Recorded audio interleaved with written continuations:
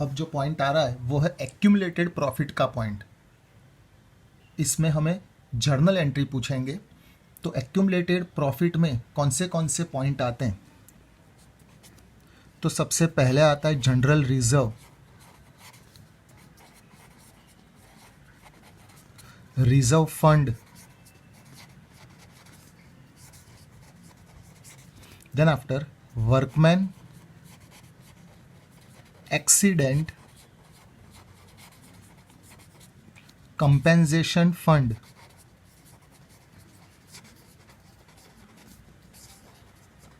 और profit and loss account का profit, जो हमें लिख के दिया होगा क्रेडिट बैलेंस।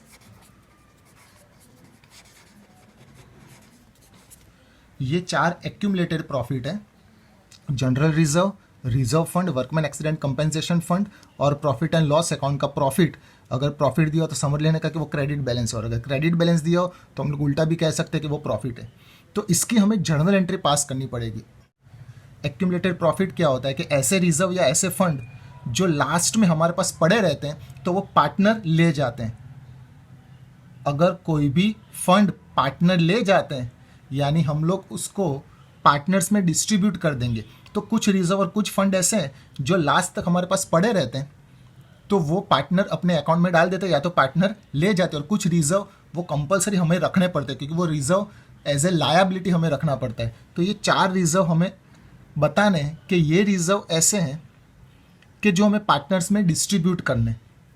तो जब पार्टनर में डिस्ट्रीब्यूट करेंगे तो इसकी जर्नल एंट्री क्या होगी? General reserve. इसकी जर्नल एंट्री याद कैसे रखेंगे वो इंपॉर्टेंट है। जितने भी रिजर्व और जितने भी फंड होते हैं वो सब ऑलवेज होते हैं क्रेडिट, यानी उनका होता है क्रेडिट बैलेंस। जब हम लोग इसको ट्रांसफर करेंगे तो ये क्रेडिट बैलेंस हो जाएगा डेबिट, यानी एंट्री होगी जनरल रिजर्व अकाउंट डेबिट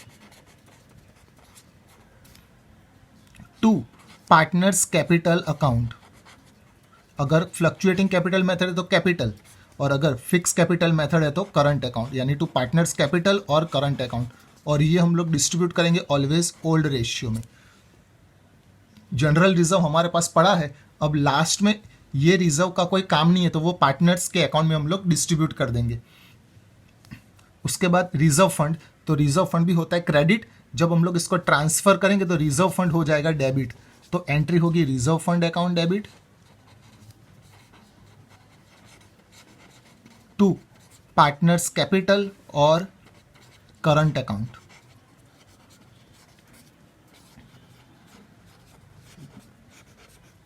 हमारे पास रिजर्व फंड था, पूरे साल हमने बहुत रिजर्व फंड यूज़ किया, उसके बाद लास्ट में अब रिजर्व फंड पड़ा है तो वो पार्टनर ले जाएंगे तो पार्टनर्स कैपिटल या करंट अकाउंट में क्रेडिट कर देने का, उसमें भी ओल्ड रेशियो।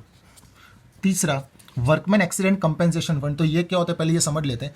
फॉर एग्जांपल हमारे फैक्ट्री में सब वर्कर जो काम करते हैं उनके साथ अगर कोई एक्सीडेंट हो जाए काम करते करते, तो उनके एक्सीडेंट के लिए हमने उनको कंपेंसेशन देने के लिए फंड रखा है। अगर ऐसा कोई एक्सीडेंट हो जाता है तो ये जो हमने फंड में रखे हैं पैसे वो हम लोग यूज़ करेंगे। लेकिन अगर कोई एक्सीडेंट होता ही नहीं है या तो हमारे पास रिजर्व था और उसमें से थोड़ा सा रिजर्व हमने एक्सीडेंट में रखा है, तो बाकी का रिजर्व जो पड़ा रहेगा वो पार्टनर ले जाएंगे। या तो पूरी अमाउंट पार्टनर ले जाते हैं या तो हमें क्वेश्चन में दे दिया होगा कि इतना हमारे पास रिजर्व है और वर्कर को इतना पे करना है, तो जो बैलेंस बचता है वो पार्टनर ले जाएंगे।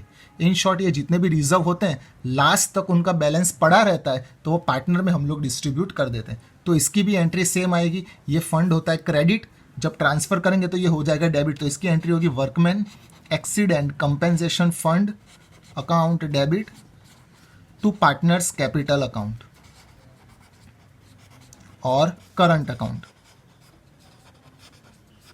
ये भी ओल्ड रेशियो में ही डिस्ट्रीब्यूट किया जाता है। और last profit and loss account का क्रेडिट बैलेंस, इसका मतलब होता है प्रॉफिट।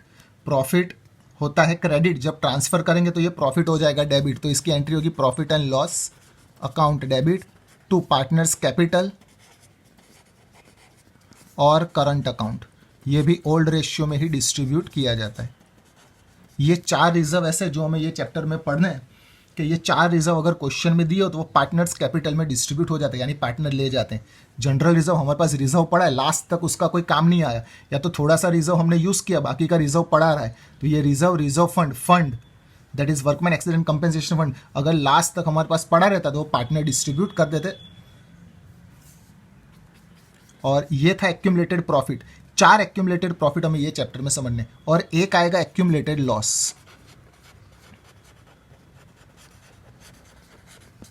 तो एक्यूमुलेटेड लॉस हमें एक ही दिया है ये चैप्टर में, that is profit and loss account का लॉस, जिसके लिए ब्रैकेट में हमें लिख के दिया होगा डेबिट बैलेंस। अगर क्वेश्चन में डेबिट बैलेंस लिखा है तो वो हमारे लिए लॉस होता है, तो इसकी हम लोग एंट्री पास करेंगे। जैसे प्रॉफिट डिस्ट्रीब्यूट करते हैं, पार्टनर पड़ा रहता है, वैसे लॉस भी हमें कंपलसरी डिस्ट्रीब्यूट करना पड़ता है।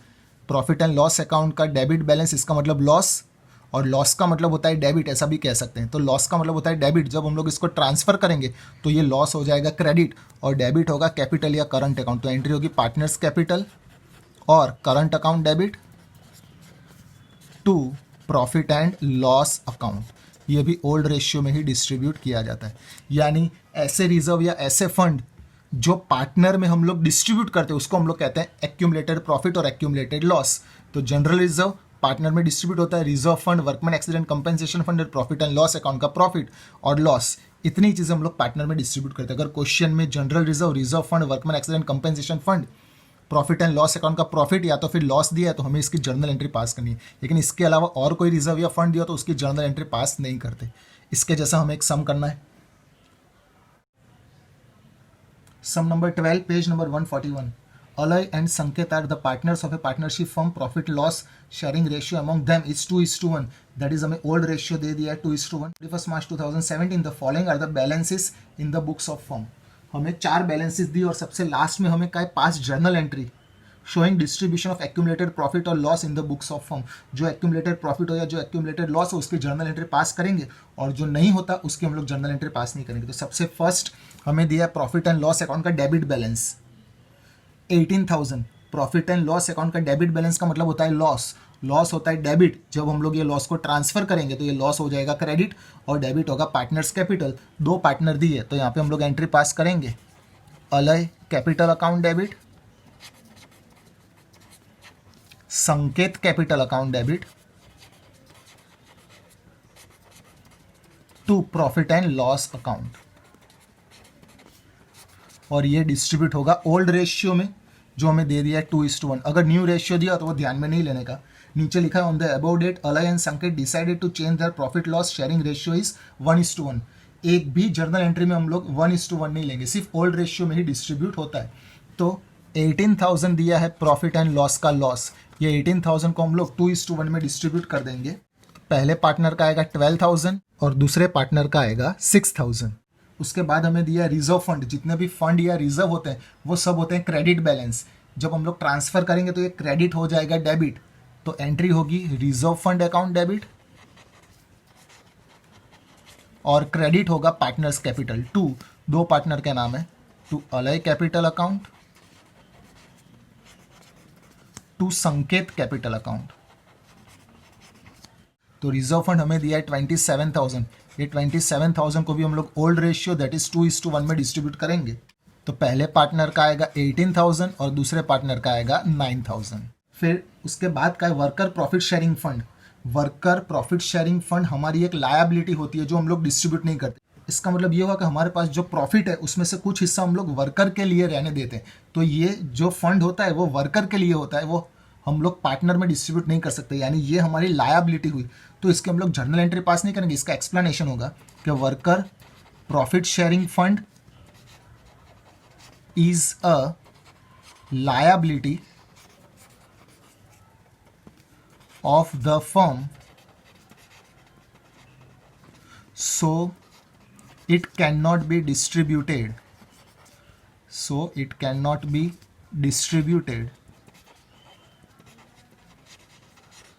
among partners।